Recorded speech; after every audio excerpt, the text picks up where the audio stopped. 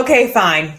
Joe Burrow thinks it's a big game. We will talk about the playoff just a little bit, I promise. We have much more to discuss with the Bengals, with the Browns. They haven't seen each other since week 7. There is so much to discuss for Sunday's upcoming game at 1:00. This is Deep in the Stripes. It's the sickest Bengals podcast around, and I'm your host, Elise Jesse.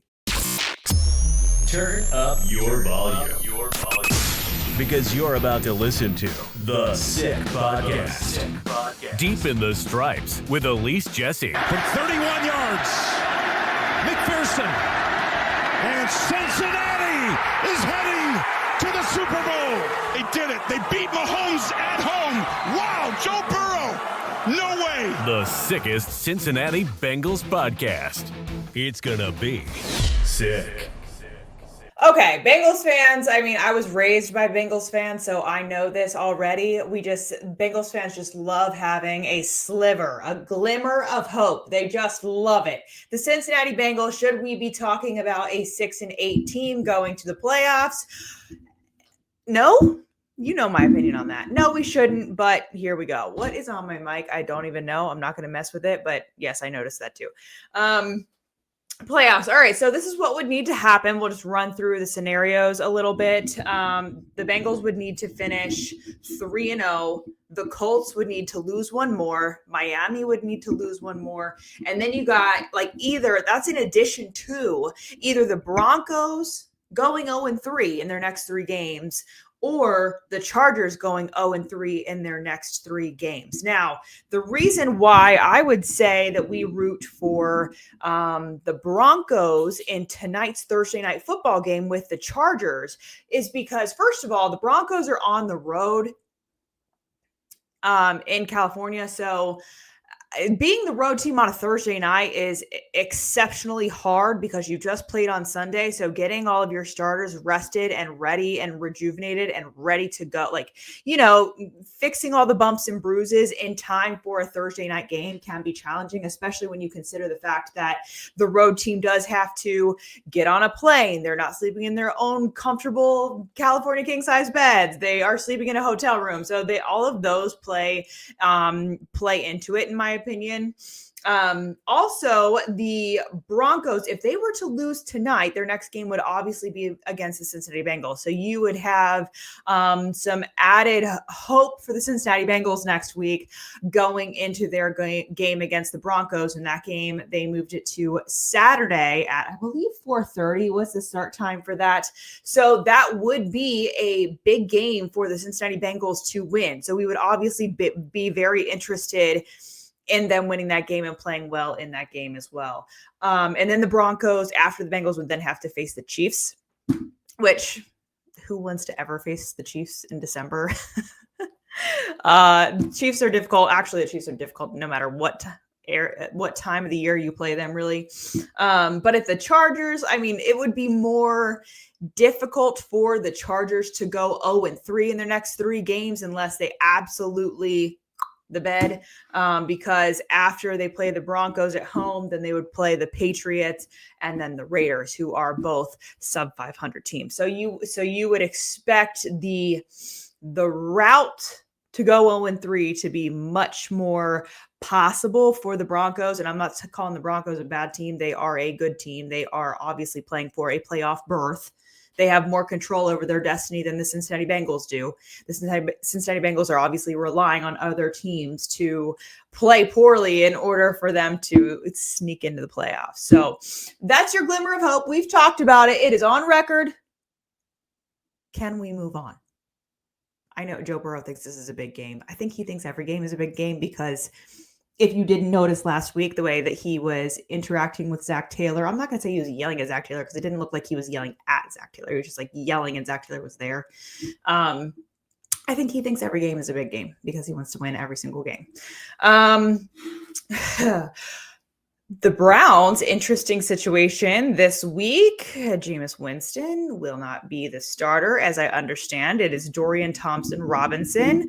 And he did get, I don't know. I don't like how the Browns have treated Dorian Thompson-Robinson. There was at one point where he it was like 2 hours before the game or something, and he like did not know that he would not be the backup, and then he found out really late that he would then be starting in another week. And like, I don't think the guy has actually had a full week to prepare with the understanding that he will be the starter. So I think that will be very, very interesting to see how he does in that situation. I wrote down his stats somewhere. Oh, yeah. Okay. So against the Bengals in week 7, the Cincinnati Bengals obviously won that game in Cleveland 21-14. Dorian Thompson-Robinson went 11 for 24, 82 yards, 0 touchdowns, and 2 interceptions. And the Bengals do have home field advantage, obviously, and this could be something that we can talk about. The Joe Burrow sweeping the Cleveland Browns. We've been talking for so many years about Joe Burrow not being able to get the Cleveland Browns off of his back and not being able to solve that problem, which is the Cleveland Browns defense. Myles Garrett also, he's still a problem. He's still a player that teams have to actually make a game plan for and consider when putting their quarterback up against a player like that. I heard a wild take earlier this week. As someone was saying that Myles Garrett, he's getting closer to 30. He's 29, and they're like expecting him to drop off. I know that age is a big deal in the NFL, but there are some players who just defy age. It doesn't matter. Like, they are just the different breed of NFL players. There's like a top tier, and then a medium tier, lower tier, and then like the outlandish players are just way above the top tier players, and they can play for 10, 15 years. You know what I mean? So still very much accounting for Myles Garrett. I think Joe Burrow is obviously accounting for Myles Garrett. You do not want to see another Myles Garrett joking around, messing around, doing the crossover like we've seen replayed a million times, and then all of a sudden he's in the backfield. Don't want to see any of that. Okay.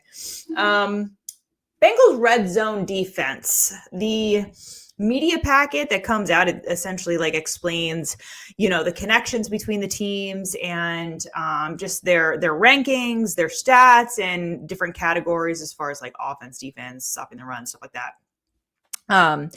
And I have been noticing for a few weeks now, actually pretty much all season long, the Bengals red zone defense is, I just wrote down the word atrocious next to it. Of the 46 opponent possessions, 43 of those have resulted in points against Cincinnati's defense. They allow a touchdown 69.6% of the time, which ranks almost dead last at 31st in the NFL. Whew. Goodness. All of the playoff stuff that we just spoke about will be null and void if the Cincinnati Bengals allow Dorian Thompson-Robinson to come in and have his way in the red zone. You cannot allow that to happen. Obviously, the Cincinnati Bengals know that. It is interesting that they are still playing for something. They're still interesting. When you really think about it, like the Cincinnati Bengals, even though their defense has struggled mightily, Joe Burrow and Jamar Chase and T. Higgins and Chase Brown, I would add into that as well. They are so extremely entertaining and fun to watch that I think that even the NFL as a whole would enjoy and benefit from watching the Cincinnati Bengals in the playoffs, just because they are so fun to watch and they would draw those eyes, they would draw that attention. So I think anybody who knows anything about NFL football would be interested in watching a healthy Joe Burrow and Jamar Chase light it up on the field. That's what we want to see. We want to see big plays. That's one of the reasons why we love watching the NFL, is because we love watching those huge, unexpected, incredible, super athletic plays happening on the field. It's just, me, that's what I'm hoping for anyways. Like, I'm hoping to be entertained in these games. My bar has been set very low. I've already said that a few times, is that I am hoping for entertaining football. at this point. Now, I am a little bit more interested in whether or not they win because they have strung together the 2 wins. This is their second streak where they have, strung together 2 wins. They have not yet completed a 3-game win streak. And so if they win against the Browns on Sunday afternoon, that would be their first of the year. So finally, kind of putting those wins together a little bit too late. You would have really liked to have seen that win streak happen at the start of the season instead of watching them fall to 0-3 to begin the year. That's another thing. Slow starts, man. When I am just so... Maybe I get like some of that Bengal fandom, like glimmer of hope in me too, because every single year I'm like, oh man, I would be interested to see the Cincinnati Bengals not start slow under Zach Taylor. I would enjoy seeing that. That would be a very, very interesting start to the year, to not have to talk about multiple losses in a row and not have to jump back into that same tired, boring storyline of the Cincinnati Bengals now have to crawl out of a hole. Aren't y'all tired of that? I am so tired of that. Tired. Okay. I know I'm going ahead already to 2025.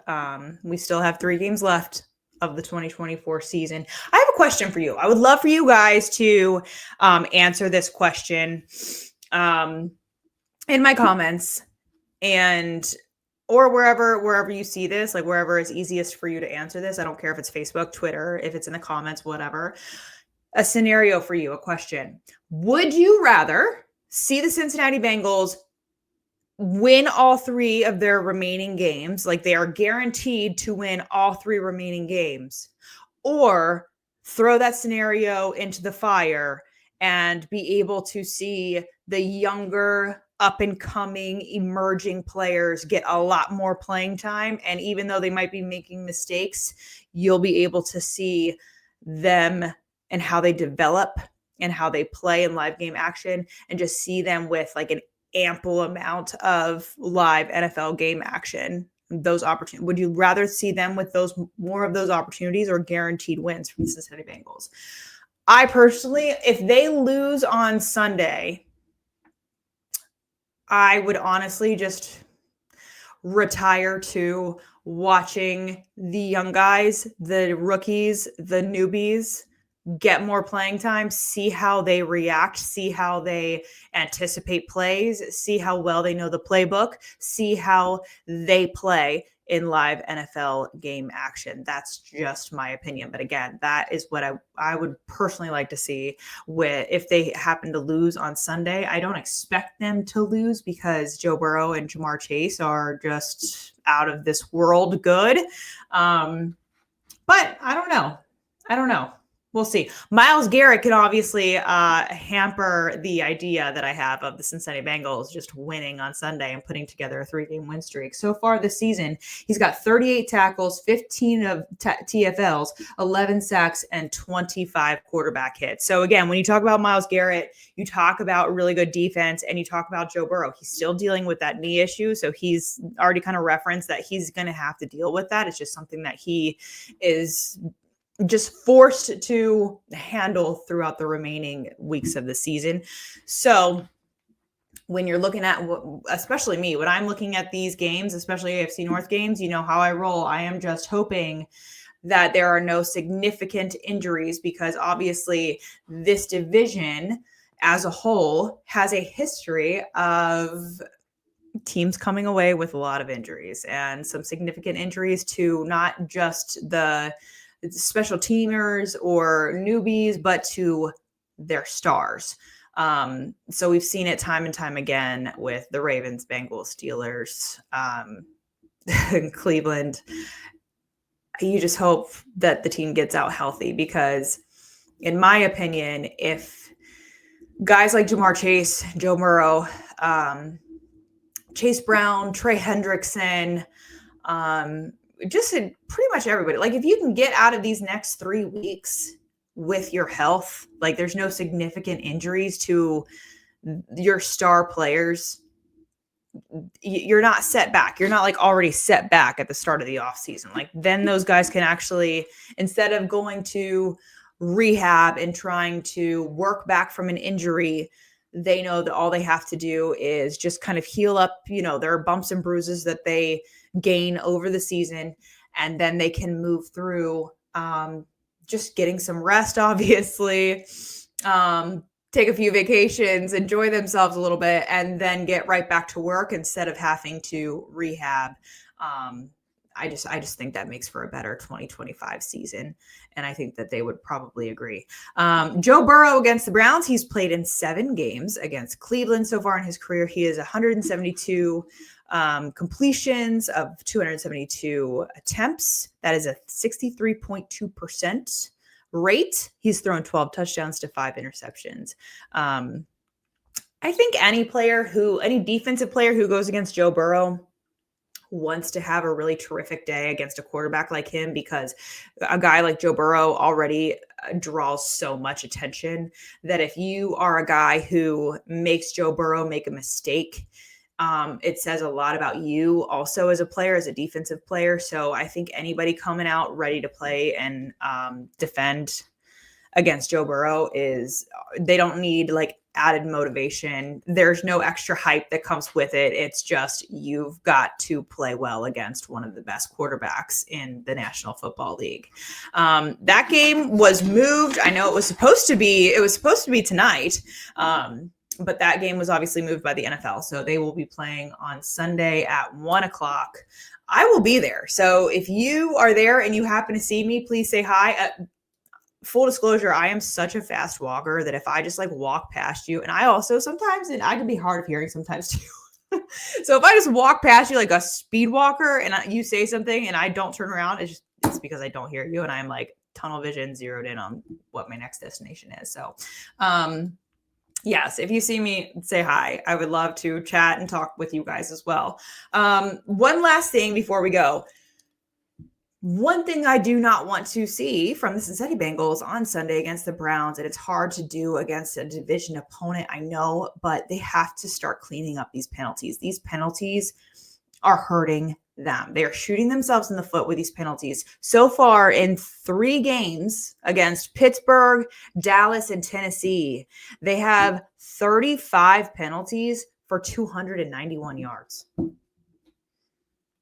That is so weird. That is so weird to see from a team like Zach Taylor's team, who has traditionally been a squad that just doesn't commit a lot of penalties. They're very disciplined in what they do. And so that has been really odd to see these last few weeks. So hoping to see them clean that up. One funny note for you. I talked to McKinley Jackson yesterday.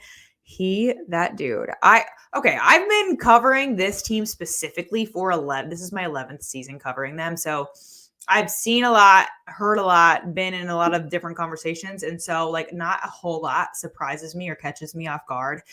And McKinley Jackson caught me so off guard. Just like, he's so funny. Like I was just some of his answers, and I'll have an article coming out either later tonight or tomorrow. But just I'm going to save some of his answers for the article just because like, oh my gosh, he is just like a quote machine. And sometimes like rookies are really funny that way. Like they haven't been like primed in the NFL yet. And so they're not used to just giving like the everyday boring answers. And so they just like speak what they actually think, which is so funny.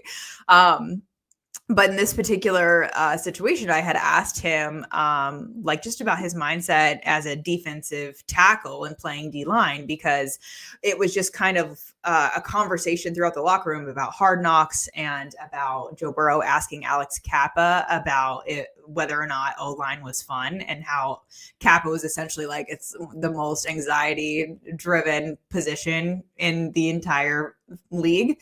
So I just kind of put that question to McKinley Jackson. His answer was hilarious, and I'm not going to tell you that yet. But then I was like, well, like we go further into the mindset that you have to be in order to play defensive line.